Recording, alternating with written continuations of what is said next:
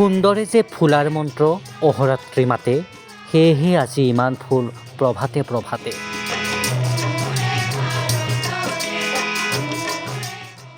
আজি সুন্দৰৰ পূজাৰী ৰূপকোঁৱৰ জ্যোতিপ্ৰসাদ আগৰৱালাৰ মৃত্যুবাৰ্ষিকী।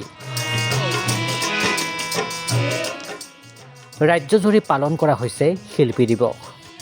গৌৰীপুৰত উদযাপন কৰা হৈছে শিল্পী দিৱস। গৌৰীপুৰ সাহিত্য সভা, প্ৰাক্তন শিক্ষক সমাজ আৰু মাৰোৱাৰী সমাজৰ উদ্যোগত গৌৰীপুৰ ১৭ নং ৰাষ্ট্ৰীয় ঘাইপথৰ দাঁতিত থকা ৰূপকোঁৱৰ জ্যোতিপ্ৰসাদ আগৰৱালাৰ প্ৰতিচ্ছবিত বন্তি প্ৰজ্বলনেৰে স্মৃতি তৰ্পণ কৰে। শংকৰদেৱ মাধৱদেৱৰ পিছত তেওঁলোকৰ আদৰ্শ লৈ জ্যোতিপ্ৰসাদ বিষ্ণুৰাভাই যি জাতি গঠনত বৃহত্তৰ অসমীয়া জাতি গঠনত সাম্যমৈত্ৰী ভাৱেৰে আগবাঢ়িছিল, সেই কথা আমি সকলোৱে জানো। কাৰণ যিটো পৰিয়ালত জ্যোতিপ্ৰসাদে আগৰৱালা জন্মগ্ৰহণ কৰিছিল, যদিও এটা ব্যৱসায়ী ভিত্তিক পৰিয়াল আছিল, তথাপি সেই সুদূৰ ৰাজস্থানৰ পৰা আহি এই পৰিয়ালটোৱে অসমীয়া জাতিৰ কাৰণে যথেষ্ট অৰিহণা আগবঢ়াইছিল। চিৰাং জিলাৰ বিজনী প্ৰেছ ক্লাবৰ উদ্যোগত শুকুৰবাৰে শিল্পী দিৱস উদযাপন কৰা হয়। বৰ্ণাঢ্য কাৰ্যসূচীৰে পালন কৰে জ্যোতিপ্ৰসাদ আগৰৱালাৰ মৃত্যুবাৰ্ষিকী। অসমীয়া সাহিত্য আৰু সাংস্কৃতিক জগতত তেখেতে যি অৱদান আগবঢ়াই থৈ গৈছে, তাৰ বাবে আমি অসমীয়া জাতিয়ে চিৰদিন তেখেতক অতি শ্ৰদ্ধাৰে কৃতজ্ঞতাৰে স্মৰণ কৰি যাওঁ। যে 1935 চনত প্ৰথম অসমীয়া বোলছবি জয়মতী তেখেতে নিৰ্মাণ কৰি উলিয়াইছিল। 1939 চনত দ্বিতীয় অসমীয়া বোলছবি ইন্দ্ৰমালতী নিৰ্মাণ কৰি উলিয়াইছিল।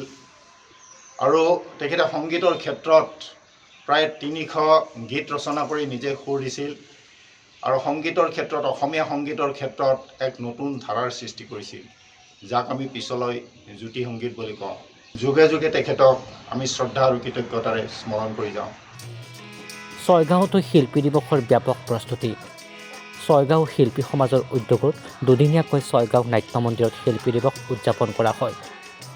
জ্যোতি সংগীতৰ লগতে শিক্ষাৰ্থীৰ মাজত ভিন্ন প্ৰতিযোগিতাৰ আয়োজন কৰা হয়। লগতে ছয়গাঁও শিল্পী সমাজে মঞ্চস্থ কৰিব কাৰেঙৰ লেগিৰি নাটকখন।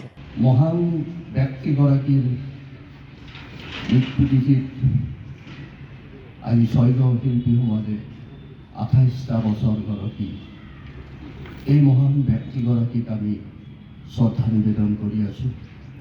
অসমৰ সংস্কৃতি জগতক, লগতে অসমীয়া সংস্কৃতিবান মানুহখিনিক অসমখন ধৰি ৰখাৰ যি একতাৰ দৌল বান্ধি দিছিল, তাক কটকটীয়া কৰাৰ পায়সেৰে আমি সদায় তেখেতক স্মৰণ কৰি আহিছোঁ। শিৱসাগৰত অসম চৰকাৰৰ সাংস্কৃতিক পৰিক্ৰমা বিভাগৰ উদ্যোগত আৰু শিৱসাগৰ জিলা প্ৰশাসনৰ সহযোগত উদযাপন কৰা হয় শিল্পী দিৱস। ৰূপান্তৰৰ শিল্পী জ্যোতিপ্ৰসাদ আগৰৱালাৰ প্ৰতিচ্ছবিত বন্তি প্ৰজ্বলনেৰে আৰম্ভ কৰা হয় শিল্পী দিৱসৰ কাৰ্যসূচী। ৰূপকোঁৱৰ জ্যোতিপ্ৰসাদ দেৱৰ মৃত্যু দিৱসটি আমি শিল্পী দিৱস হিচাপে সকলোৱে পালন কৰি আহিছোঁ। আৰু তাৰে আজি শিৱসাগৰ জিলা প্ৰশাসনৰ উদ্যোগত আৰু সহযোগত এই যুৱদৌল প্ৰেক্ষাগৃহত তাৰে আয়োজন কৰা হৈছে। আশা কৰোঁ বহুতো ল'ৰা ছোৱালী আহিছে এই প্ৰতিযোগিতাত অংশগ্ৰহণ কৰিবলৈ। আমাকো এই অনুষ্ঠানে বিচাৰক হিচাপে দায়িত্ব দিছে, গতিকে আশা কৰোঁ সুকলমে যাতে সুন্দৰভাৱে এই প্ৰতিযোগিতাটি সম্পন্ন হয়। বঙাইগাঁৱত পালন কৰা হৈছে শিল্পী দিৱস। বঙাইগাঁৱৰ ৰাখালডুবিত আঞ্চলিক শিল্পী দিৱস উদযাপন সমিতিৰ উদ্যোগত পালন কৰা হয় শিল্পী দিৱস।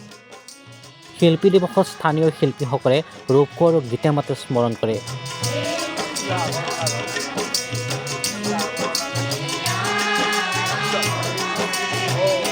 অনুষ্ঠানত শিল্পী দিৱসৰ পতাকা উত্তোলন কৰে বৰপেটা লোকসভা সমষ্টিৰ সাংসদ ফণীভূষণ চৌধুৰীয়ে। লগতে শিল্পীগৰাকীৰ প্ৰতিচ্ছবিত মাল্যাৰ্পণ কৰে প্ৰাক্তন বিধায়ক ভূপেন ৰায়ে। অসমৰ ৰাইজে যেনেকৈ শিল্পী দিৱস হিচাপে মানি আহিছে, ঠিক তেনেধৰণে আজি ৰাখালডুবি অঞ্চলৰ ৰাইজেও ইয়াত উদযাপন কৰিছে আনুষ্ঠানিকভাৱে। আৰু এখেতসকলে প্ৰায় 25 বছৰ ধৰি এই শিল্পী দিৱস উদযাপন কৰি আহিছে। আৰু ইয়াত ৰাইজৰ এটা উৎসাহ আৰু যথেষ্ট ৰাইজৰ সহায় সহযোগিতা ইয়াত আগবঢ়া দেখা যায়। আৰু ঠিক তেনেধৰণে চৰকাৰে যদিও বা এই অনুষ্ঠানটো উদযাপন কৰে, তৎসত্ত্বেও কিন্তু ৰাখালুবি ৰাইজে যি ধৰণে উদযাপন কৰিছে এইটো আমাৰ সকলোৰে কাৰণে প্ৰশংসনীয়।